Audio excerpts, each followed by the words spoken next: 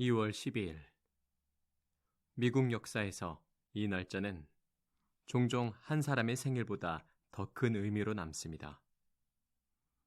낡은 흑백 사진 속 남자, 수척한 볼, 깊게 패인 눈가, 그리고 유난히 길게 뻗은 얼굴선. 카메라 앞에서 그는 웃지 않습니다.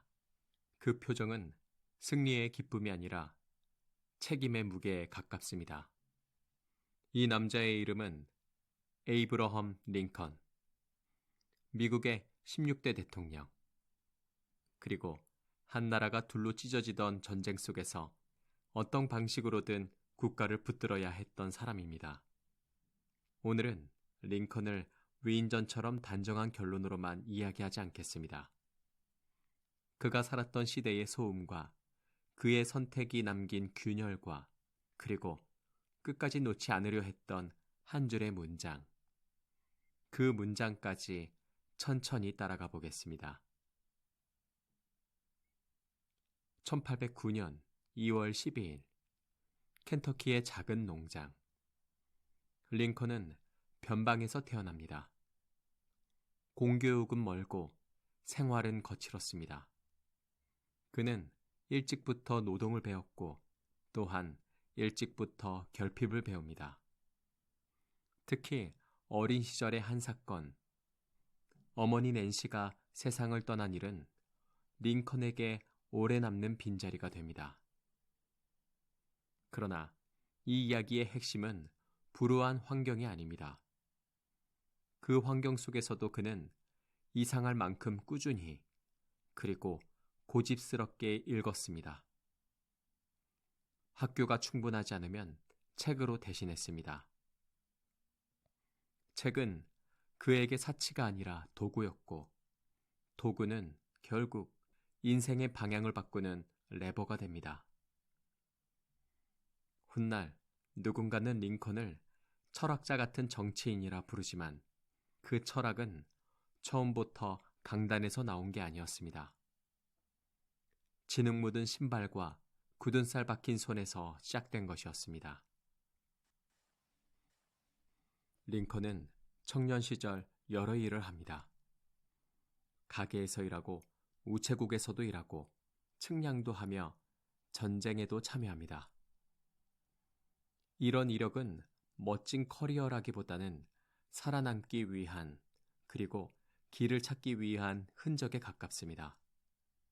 그런데 어느 순간 그는 법을 붙잡습니다.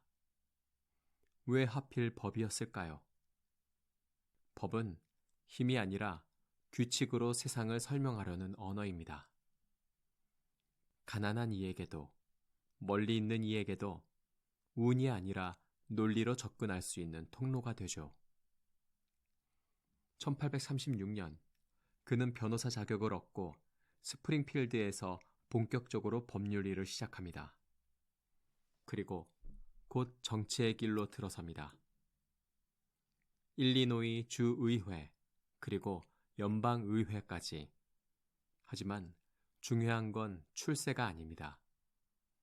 그가 보는 미국은 이미 조용히 금이 가고 있었습니다. 링컨 시대의 미국을 이해하려면 단어 하나를 피할 수 없습니다. 노예제. 여기서 조심해야 할 지점이 있습니다. 링컨은 처음부터 모든 해답을 가진 완벽한 영웅이 아니었습니다. 그가 싸운 방식은 시간이 흐르며 바뀌고 현실과 이상 사이에서 흔들리기도 합니다. 그러나 한 가지에 대해서는 분명해집니다. 노예제가 존재하는 것만큼이나 위험한 건 그 제도가 서부로, 새 영토로 확장되는 일이었습니다. 1850년대, 이 문제는 미국 정치의 심장부를 찢어놓습니다. 그리고 링컨은 그 균열 위에서 목소리를 키웁니다. 1858년, 링컨은 스티븐 더글라스와 역사적인 토론을 벌입니다. 그 토론은 단순한 선거전이 아니었습니다. 이 나라가 두 개의 도덕을 품고 지속될 수 있는가? 라는 질문이었죠. 그는 경고합니다. 나라가 반은 자유, 반은 노예인 상태로 영원히 버틸 수 있을까? 이 질문이 사람들의 마음을 건드립니다. 1860년 링컨은 대통령으로 당선됩니다. 그러나 당선은 곧 축제가 되지 못합니다. 남부 여러 주는 연방을 떠나기 시작합니다. 정치적 분리는 곧 군사적 충돌로 달려갑니다. 1861년 전쟁이 시작됩니다. 미국 남북전쟁. 링컨은 이제 한 나라의 정치인이 아니라 한 나라의 지휘관이 됩니다. 여기서 링컨의 가장 큰 과제는 단순히 이기는 것이 아니라 무엇을 지키기 위해 싸우는지를 정의하는 일이었습니다. 초기 전쟁의 목표는 연방 보존이 중심이었습니다. 그러나 전쟁이 깊어질수록 그 목표는 점점 더 큰 질문과 마주합니다. 노예제 없는 연방. 그건 가능할까요? 아니, 그걸 이루지 못한다면 이 전쟁은 대체 무엇이 되는 걸까요? 1862년 9월 22일, 링컨은 예비 해방 선언을 발표합니다. 그리고 1863년 1월 1일, 유명한 해방 선언이 효력을 갖습니다. 여기서 우리는 정확히 이해해야 합니다. 해방 선언은 미국 전역의 노예를 즉시 해방시킨 한 문장이 아니었습니다. 그 문서는 전쟁 중인 대통령이 군사적 조치로서 내린 선언이었고, 특히 반란 지역의 노예 상태를 겨냥했습니다. 그럼에도 이 선언은 전쟁의 성격을 바꿉니다. 이제 북군은 단순히 국가를 지키는 전쟁만 하는 것이 아니라 노예제를 흔드는 전쟁을 하게 됩니다.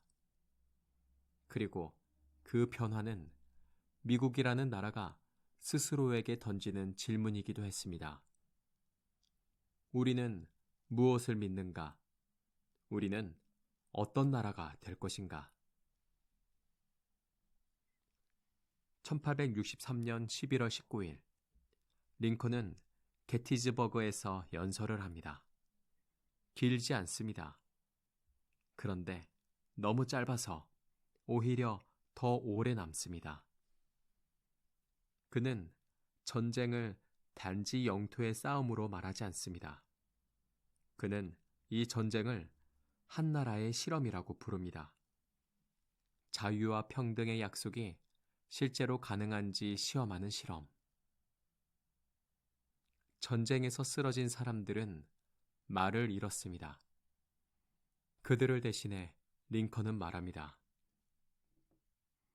우리는 여기서 살아있는 우리가 해야 할 일을 더 깊이 다짐한다.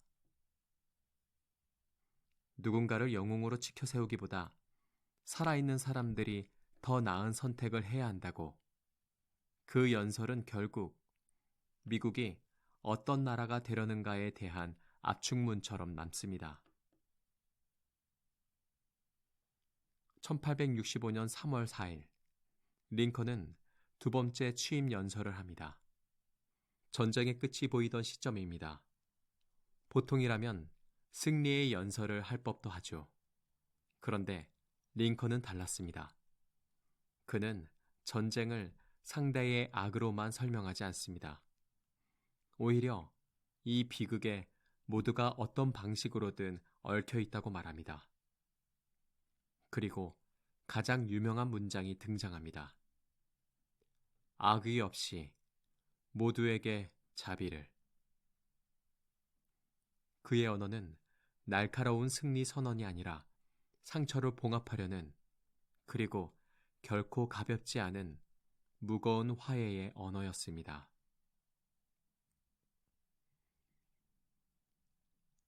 전쟁 중의 선언이 방향을 바꿨다면 헌법의 개정은 바닥을 바꾸는 일이었습니다. 1865년 1월 31일 미 의회는 노예제를 폐지하는 수정헌법 13조를 의결합니다. 링컨은 이 순간을 정치적 승리로만 보지 않았습니다. 그는 이 조항이 전쟁이 끝난 뒤에도 남아 미국이 되돌아가지 않게 하는 최소한의 안전장치가 되길 바랐습니다. 그리고 몇 달 뒤 1865년 4월 14일 밤 링컨은 극장에서 총격을 당합니다. 그는 다음 날인 4월 15일 세상을 떠납니다. 전쟁이 끝나가던 밤이었습니다. 끝이 보이던 그 순간에 한 사람의 생은 멈춥니다. 링컨을 기념하는 방식은 많습니다. 동상, 기념관, 집회 속 초상. 하지만 저는 가끔 그 유명한 흑백 사진을 다시 떠올립니다. 웃지 않는 얼굴. 그 얼굴은 강함이라기보다 감당에 가까웠습니다. 링컨은 완벽한 신화가 아니라 갈등 속에서 선택을 강요받고 그 선택의 대가를 끝까지 짊어진 한 인간이었습니다. 그가 남긴 질문은 미국만의 질문이 아닐지도 모릅니다. 우리는 갈라질 때 무엇으로 다시 이어지는가? 우리는 승리한 뒤 무엇으로 상처를 다루는가? 우리는 옳음을 말할 때 동시에 자비를 말할 수 있는가? 2월 12일 한 사람의 생일이지만 어쩌면 우리에게는 책임이라는 단어를 다시 묻는 날이기도 합니다. 오늘의 낭독은 여기까지입니다. 다음 영상에서 또 한 사람의 시간 속으로 함께 들어가 보겠습니다. 지금까지 무엇이든 내레이션이었습니다.